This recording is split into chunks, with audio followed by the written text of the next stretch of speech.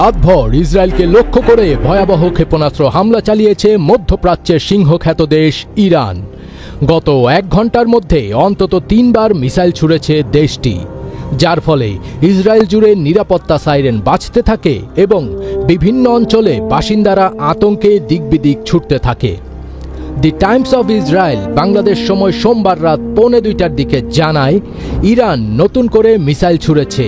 এতে করে দক্ষিণাঞ্চলে সাইরেন বাজছে, জনগণ আতঙ্কিত হয়ে বাংকারে লুকাচ্ছেন। অন্যদিকে পারস্য উপসাগরে মার্কিন বিমানবাহী রণতরী ইউএসএস আব্রাহাম লিঙ্কনে ক্ষেপণাস্ত্র হামলার দাবি করেছে ইরানের রেভলিউশনারি গার্ডস। তবে একজন মার্কিন কর্মকর্তা আল জাজিরাকে জানিয়েছেন, ইরানের ক্ষেপণাস্ত্র হামলা আব্রাহাম লিঙ্কনকে আঘাত করেনি এবং রণতরীটি স্বাভাবিক কার্যক্রম চালিয়ে যাচ্ছে। যদিও এর পক্ষে কোনো প্রমাণ দেখাতে পারেননি তিনি। টানা 3 দিন ধরে যুদ্ধের আগুনে দাউ দাউ করে পুড়ছে মধ্যপ্রাচ্য। খামেনি হত্যার প্রতিশোধ নিতে ইসরায়েল সহ মধ্যপ্রাচ্যে থাকা মার্কিন ঘাঁটিগুলো নিশানা করেছে ইরান।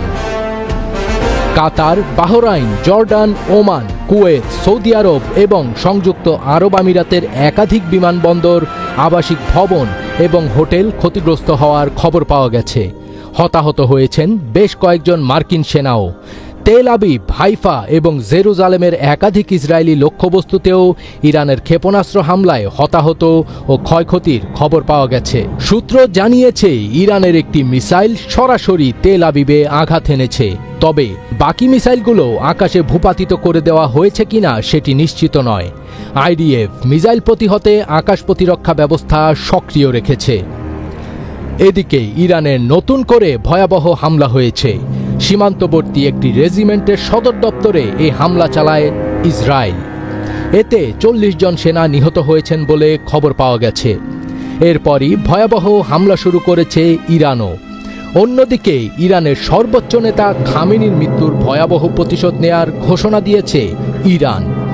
এরই মধ্যে মসজিদে জামকারানে লাল পতাকা উত্তোলন করা হয়েছে। এর অর্থ হল ইরান প্রতিশোধ নেবে, নেতা হত্যার রক্তের বদলা চান ইরানের জনতা।